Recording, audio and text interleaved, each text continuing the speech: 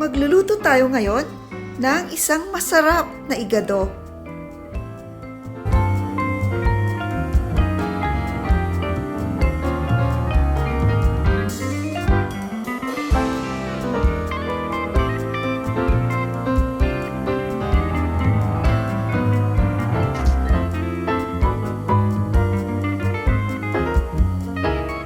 Narito ang mga kakailanganin natin para sa ating masarap na igado. Sa ating lulutuin, kailangan natin ng 1 kilo of pork. Ang pork po na gagamitin natin ay 1/2 kilo na tenderloin, 1/4 kilo na belly para may konting fats ang ating igado, and of course, 1/4 kilo na liver. Ang ating mga pampalasa, 1/2 teaspoon of powdered black pepper, 1/2 teaspoon of salt, 2 tablespoons of oyster sauce, at 4 tablespoons of soy sauce.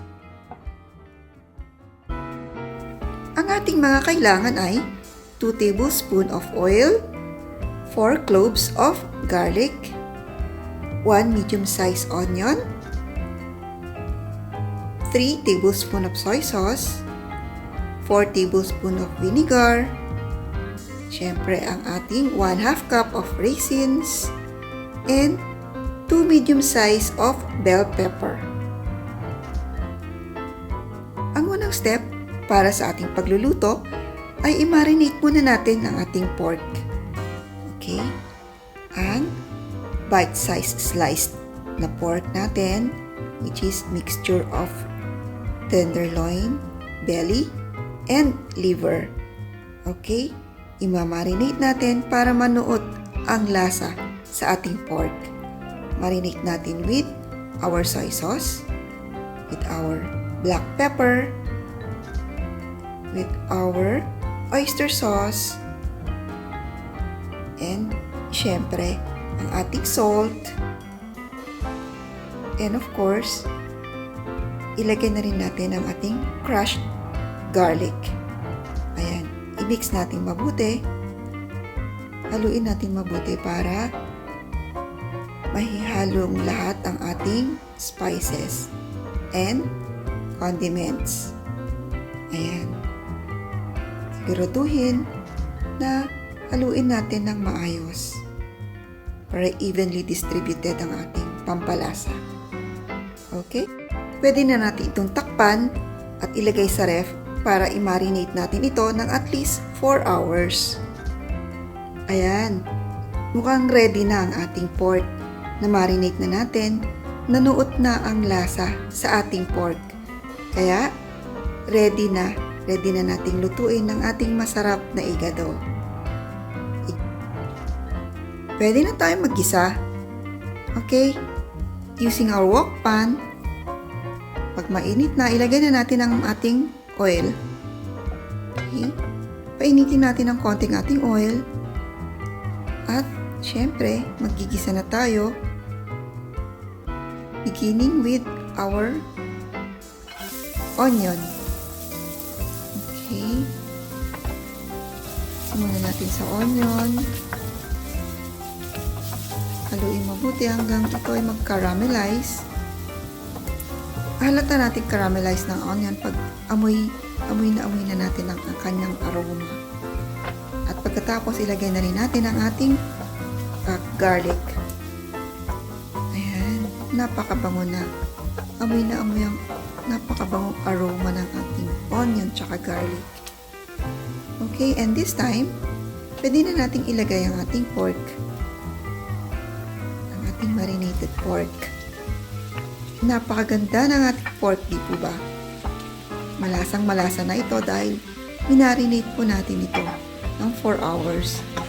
But it is best if we marinated it for overnight. Ayan, haluin mabuti. Okay.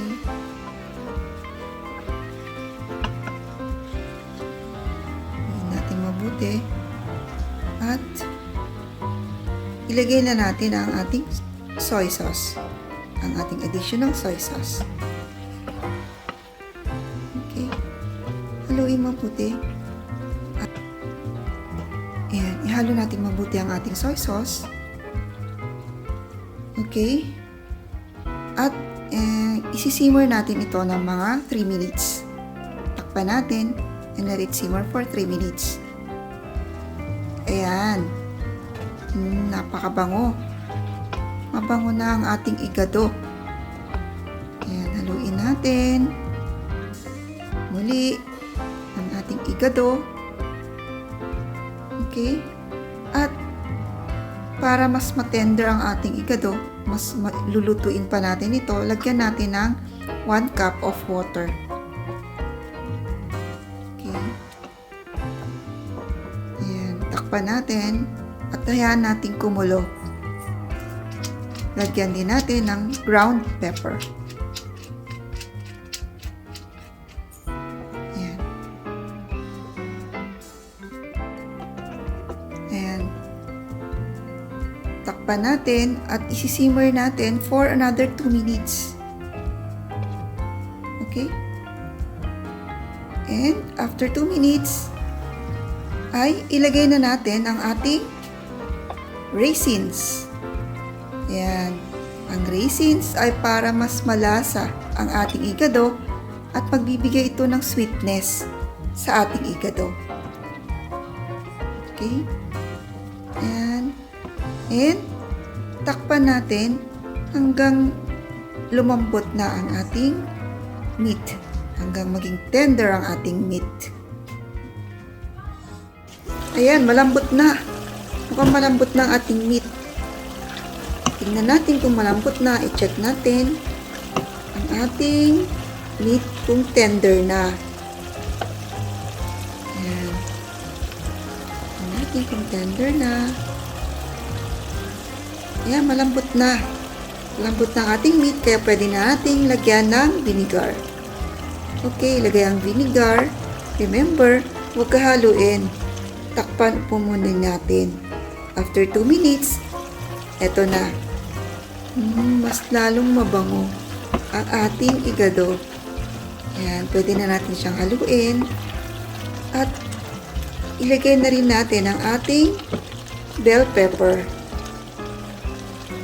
Ating bell pepper. Aside from magbibigay lasa, magdadagdag ng lasa sa ating igado, ay magbibigay din ng napakabangong aroma ang ating bell pepper. Okay? Let it simmer. Lagay ang bell pepper and let it simmer for another minute. Okay? Ang bango. Pan and let it simmer for another minute. At ito na. Ready na ang ating igado. Napakasarap na igado. Ayan. Ating perfect recipe na igado. Ang ating igado. Ready to serve na. Ang sarap. Napakasarap. I hope nagustuhan nyo ang ating cooking session. Please don't forget to subscribe to my YouTube channel. This is Mama Mary saying, God bless everyone and always stay safe.